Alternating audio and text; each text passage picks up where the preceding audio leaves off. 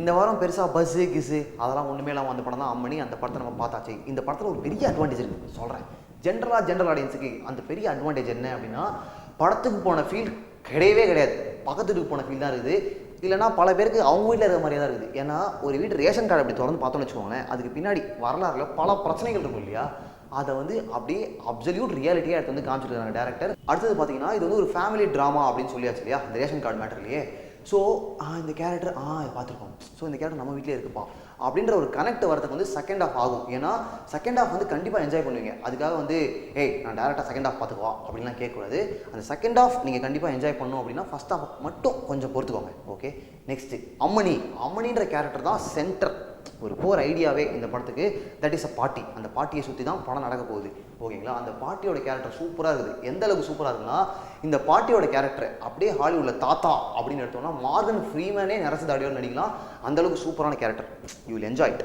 ஏன்னா படத்தை விட்டு வெளில வரும்போது இந்த பாட்டி மாதிரி இருக்கலாம்ப்பா அப்படின்னு தோணும். Good character. நெக்ஸ்ட்டு டீட்டெயிலாக இன்டெப்த் ஆடியன்ஸ் மிஸ்டர் கே இருக்கார் பாருங்க. அவர் தான் மியூசிக் கம்போஸ் பண்ணியிருக்காரு இந்த படத்துக்கு. ஆண்டவன் கட்டளை போட்டார் பாருங்க. That K only this K. என்ன மேட்டர்னா, பாட்டு இருக்குது இந்த படத்தில். அதெல்லாம் மைனஸா அப்படின்னு கேட்டிங்கன்னா கண்டிப்பாக கிடையவே கிடையாது. ஸ்டோரி ஃப்ளோவை தடுக்கலை, இப்படி ஸ்பீட் பிரேக்கர் மாதிரிலாம் இல்லை. பட் ப்ளஸ்ஸா அப்படின்னு கேட்டிங்கன்னா அதுவும் டவுட் தான். ஏன்னா ரிங் ஆகணும் இல்லை பாட்டெலாம், அது ஆக மாட்டேங்குது. பட் ரிங் ஆனால் தான் பாட்டா அப்படின்னு நீங்கள் கேட்கலாம், தெரிலன்னு வச்சுக்கோங்களேன். நெக்ஸ்ட்டு பிஜிஎம் சூப்பராக இருக்குது. அங்கங்கே வந்து பிஜிஎம்மே நம்ம தனியாக நோட் பண்ணலாம், அந்தளவுக்கு சூப்பராக இருக்குது. அடுத்து பார்த்தீங்கன்னா லிரிக்ஸ்லாம் சூப்பராக பண்ணியிருக்காங்க இந்த படத்தில். நோட் பண்ண வேண்டிய லிரிக்ஸ்னால் பார்த்துக்கோங்களேன், அந்தளவுக்கு இருக்குது. டைலாக்ஸ்லாம் செம்மையாக எழுதிருக்காங்க.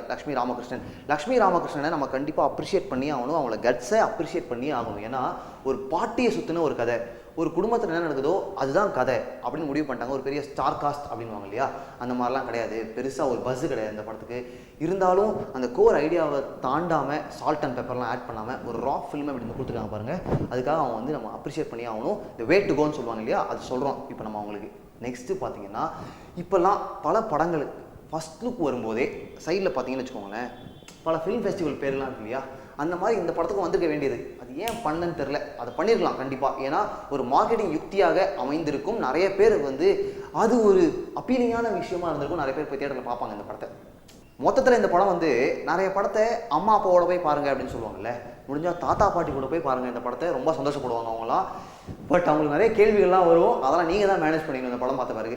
நிறைய படத்தை நம்ம என்ன பண்ணுவோம்னா டிவியில் பார்த்த பிறகு சூப்பர் படம் தியேட்டரில் பார்த்துக்கலாம் போட்டிருக்கேன் அப்படின்னு சொல்லுவோம் இல்லையா, அந்த லிஸ்ட்டில் இந்த படமும் சேர்ந்துருமோன்னு எங்களுக்கு ஒரு பயமாக இருக்குது. அதனால் என்ன பண்ணுறீங்கன்னா டக்குன்னு தியேட்டரில் போய் பார்த்துட்டு கமெண்ட் பண்ணுங்கள்.